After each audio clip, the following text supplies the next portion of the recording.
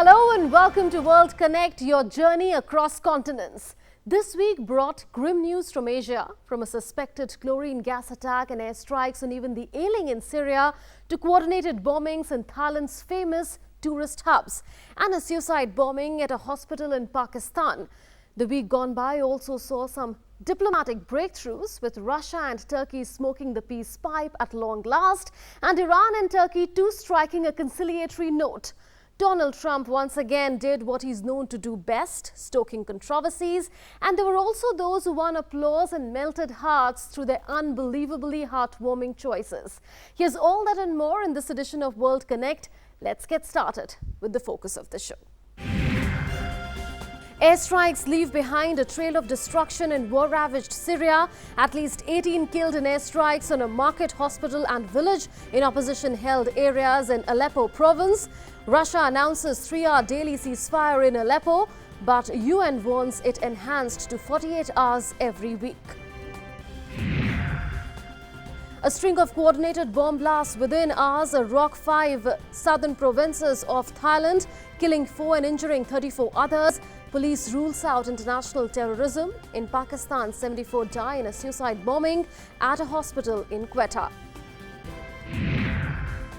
Russian president meets his Turkish counterpart at St. Petersburg. Both sides decide to patch up after a 9-month feud. In another rapprochement, foreign ministers of Turkey and Iran pledge greater cooperation on resolving the Syria crisis. And Singapore Prime Minister's wife, Ho Ching, wins many hearts by sporting a pouch designed by an autistic teen on a state visit to the White House. 5 years since the civil war started in Syria, the trail of destruction has only gotten wider.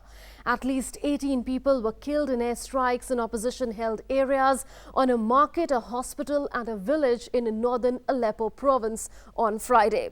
Syrian rebels claimed to have liberated the town of Manbij from Islamic State, cutting off its route to Europe, even as collateral damage and chlorine gas attacks continued to claim lives of civilians. Waves of thick grey smoke wafting over Syrian city Raqqa's skyline after Russian long-range bombers struck and destroyed several Islamic State targets in the city on Thursday. These airstrikes are now at the center of a controversy. While on the one hand, the Russian Defense Ministry said that its bombers carried out concentrated strikes on IS facilities in Raqqa, Daesh's de facto capital in Syria, without mentioning civilian casualties. On the other hand, Syrian activists claim that the strikes killed at least 20 civilians. In addition to Raqqa, Russia is also carrying out airstrikes in Aleppo, Syria's largest city situated in its north. Aleppo was also the target of a suspected chlorine gas attack late on Wednesday. At least 4 people died of gas poisoning and many suffered breathing difficulties when chlorine gas was dropped alongside barrel bombs in Zubdia neighborhood of rebel-held Aleppo. Something like a barrel hit where we were staying, so we ran to see what was happening. We saw something like gas, as if a gas cylinder was open. There was a strong smell like chlorine, which resulted in the suffocation of many families. Government and opposition forces have both denied use of chemical weapons during the Syrian conflict. While the Western powers hold the government responsible for chlorine and other chemical attacks, the government and Russia have accused rebels of using poisonous gas. Meanwhile, Russia's defense ministry declared that it would hold fire around Aleppo for 3 hours each day to allow humanitarian aid in.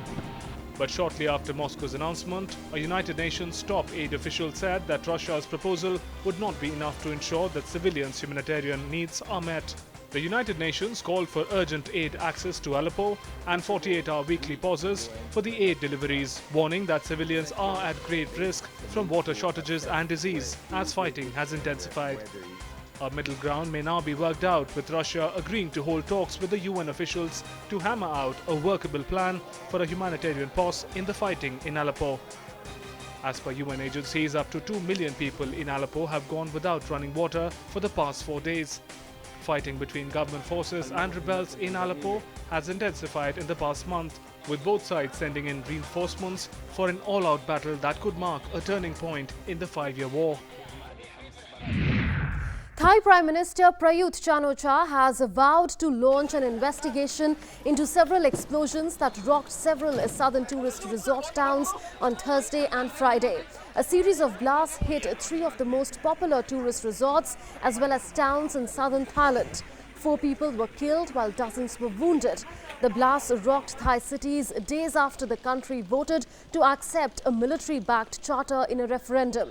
No group has claimed responsibility, though suspicion could fall on insurgents in Muslim-majority provinces in southern Thailand. Police ruled out any links to international terrorism. The suicide bombing at a hospital in Quetta that left more than 70 people dead is yet another reminder of the security challenges that Pakistan faces. A suicide bomber in Pakistan's Balochistan province killed at least 74 people and injured more than 100 people on Monday. What makes matters complicated this time is that the attack in the Balochistan capital has been claimed by 2 terrorist groups, the Jamaat-ul-Ehrar, a home group faction of the Tehreek-e-Taliban Pakistan, and the Islamic State. But irrespective of the organizational links of the bomber, it is apparent now that terror groups that suffered a setback after the army's heightened counter-terror operation 2 years ago are striking back whenever they get the opportunity. It is not only the security challenges the Pakistan government faces, anger against the regime is also boiling over. Locals have taken to the streets in Pakistan-occupied GILGIT-BALTISTAN against Pakistani army crackdown. The massive protest comes days after authorities were accused of rigging elections in Pakistan-occupied Kashmir. In Pakistan-occupied GILGIT-Baltistan region, anger is boiling against Pakistan government's suppressive measures. Massive protests have erupted in the region against Pakistan Army's crackdown on the locals. Thousands of protesters have taken to the streets, demanding the army to leave their soil. Locals claim that security forces have imprisoned over 500 youngsters and demanded their release. Raising anti-Pakistan slogans, angry protesters took to the streets in Gilgit town, Astor, Diyamar and Hunza areas of the region.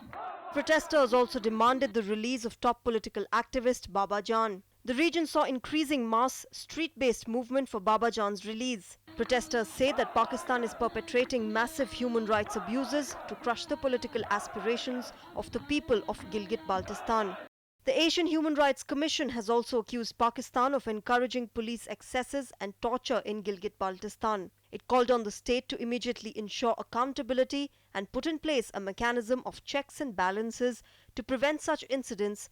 There have been voices from various fronts calling for Pakistan to remove its army from Gilgit-Baltistan. Terming Pakistan an occupier in the region, a US-based organization, Gilgit-Baltistan National Congress, has demanded Islamabad's removal from this part of Pakistan-occupied Kashmir. It said that the UN Security Council, through its resolutions, has declared Pakistan an intruder in Gilgit-Baltistan. The protests in Gilgit-Baltistan comes days after massive protests erupted in Pakistan-occupied Kashmir over poll rigging.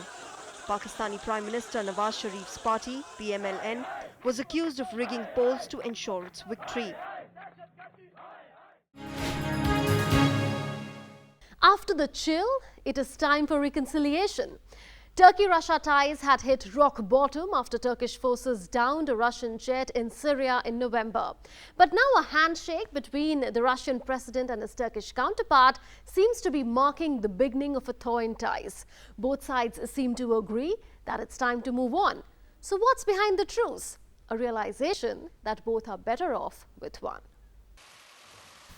Leaving behind the bitterness of past, it was a moment to mend broken ties all over again as Turkish President Tayyip Erdogan held a patch-up summit with his Russian counterpart Vladimir Putin at St. Petersburg. The two nations had been at loggerheads since the downing of the Russian jet by Turkish forces in Syria in November last year. After more than 3-hour-long summit, two leaders vowed to work together to reach pre-crisis level of cooperation in economy, trade and tourism.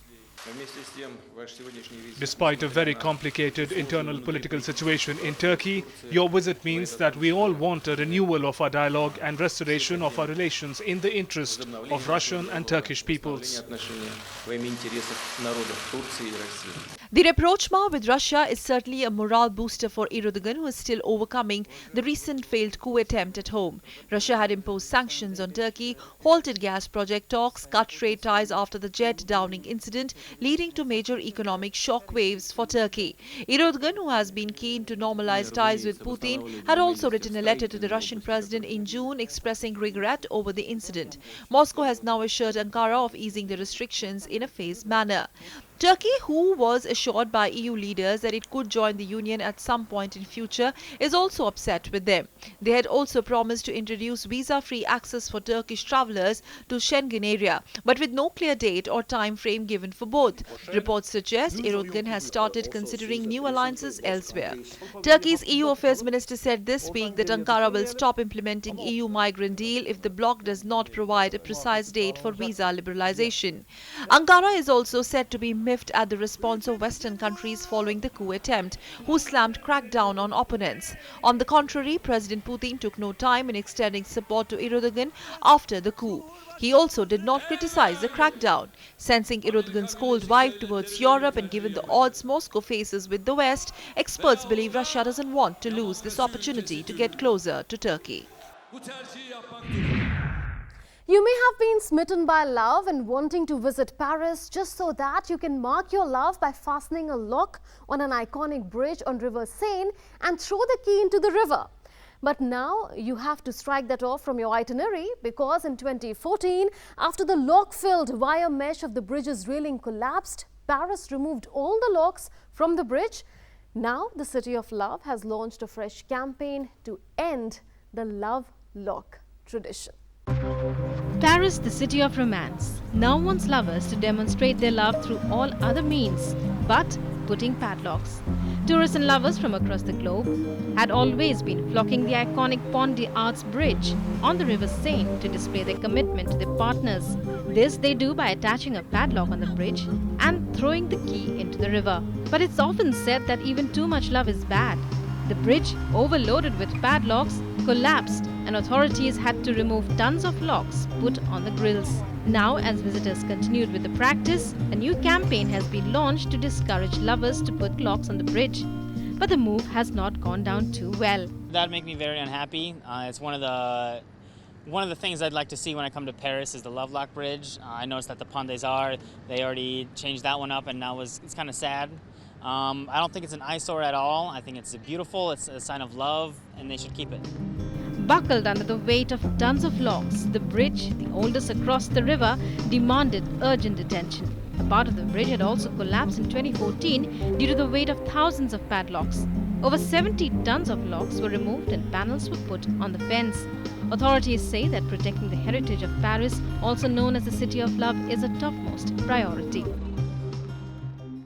Soon after stoking a controversy for his gun rights remarks with regard to his Democratic rival Hillary Clinton, Republican presidential nominee Donald Trump dropped another bomb. The real estate tycoon called President Barack Obama and Hillary Clinton the founders of Islamic State, although he later backed away from comments saying he was being sarcastic. Earlier, he had suggested that gun rights advocates could deal with Hillary Clinton. The remarks drew widespread criticism, with U.S. House Speaker and Republican Paul Ryan calling them a bad joke. Trump has been slammed by party colleagues for his inflammatory campaign style. Our government isn't giving us good protection. Our government has unleashed ISIS. I call President Obama and Hillary Clinton the founders of ISIS. They're the founders. Words matter, my friends.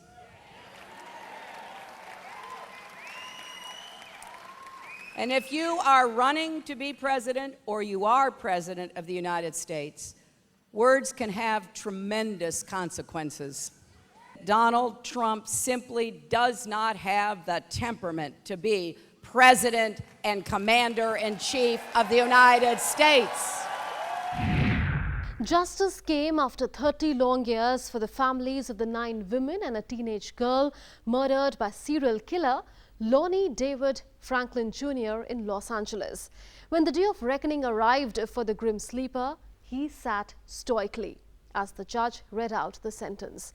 It took years for investigators to identify him as the suspect before he was arrested in 2010.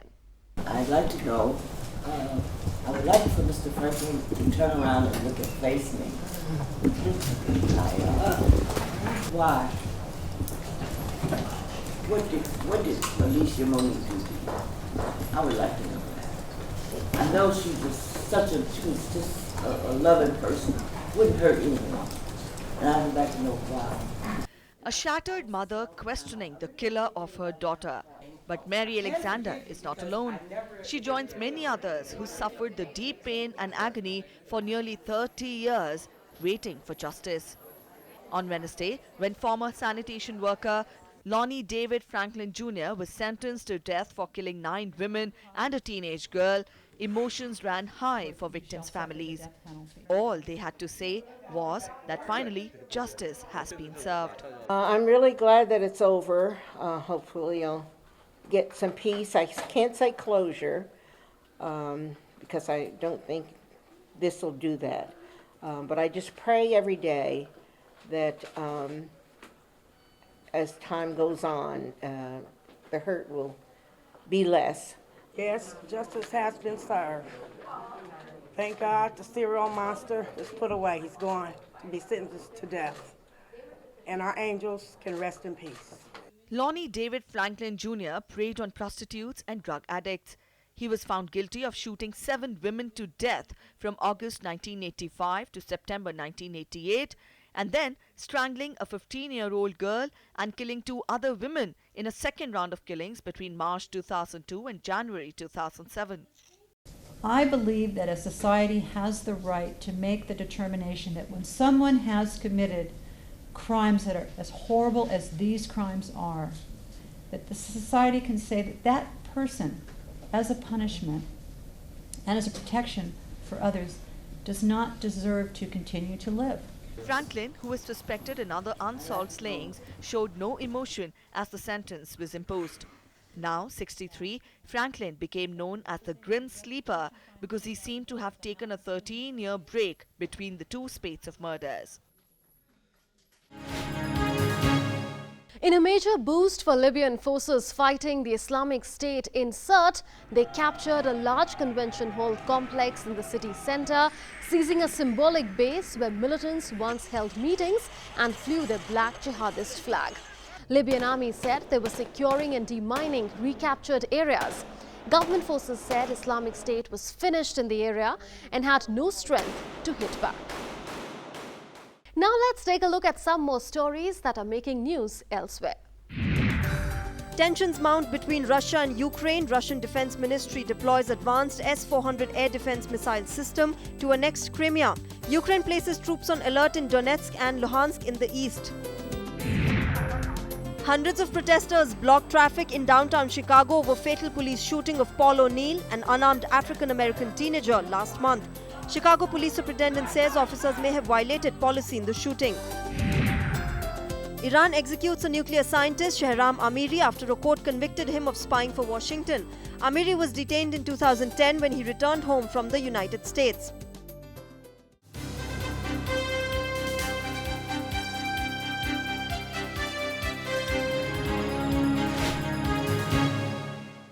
Kite flying, a centuries-old art, is on the wane in Malaysia. That's because there are very few craftsmen who still have the traditional knowledge of kite making and are passing down that knowledge to the next generation.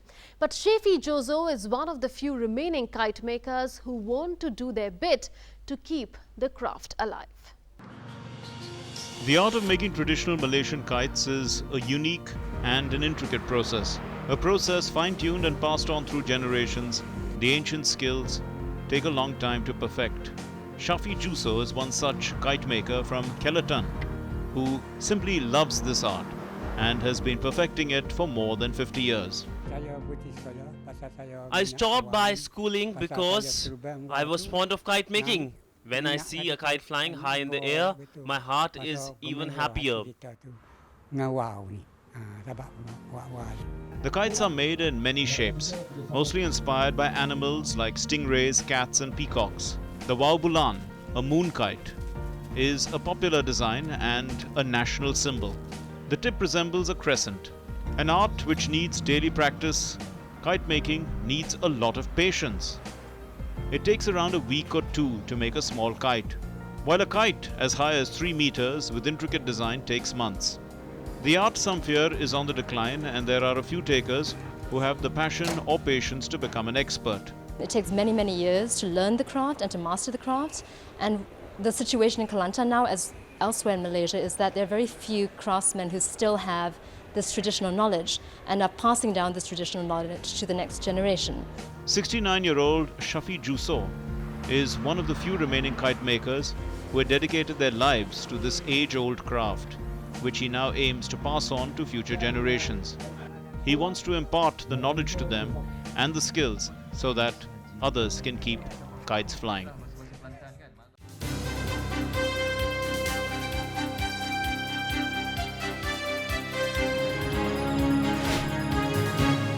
How many fashion statements are born out of a cause? Singapore Prime Minister's wife Ho Ching won many hearts with a pouch on a state visit to the White House.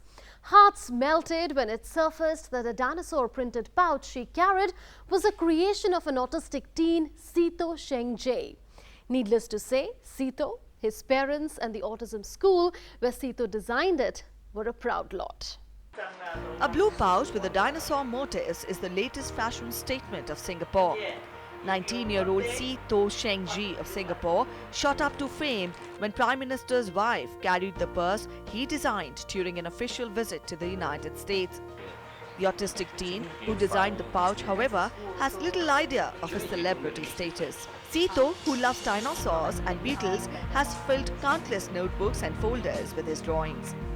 The teen, who has a broad knowledge on dinosaurs, also watches each and every movie based on the prehistoric giant reptiles. Encouraged by his parents, he makes intricate toy models of dinosaurs. Happy when showed the picture of Ho Ching with his pouch, Sito continues with his passion, dinosaurs and art with usual eagerness. Sito attends the Parklight School for Students with Autism run by the Autism Resource Centre. And Prime Minister's wife picked up the purse from the ARC last week, in which she is an advisor.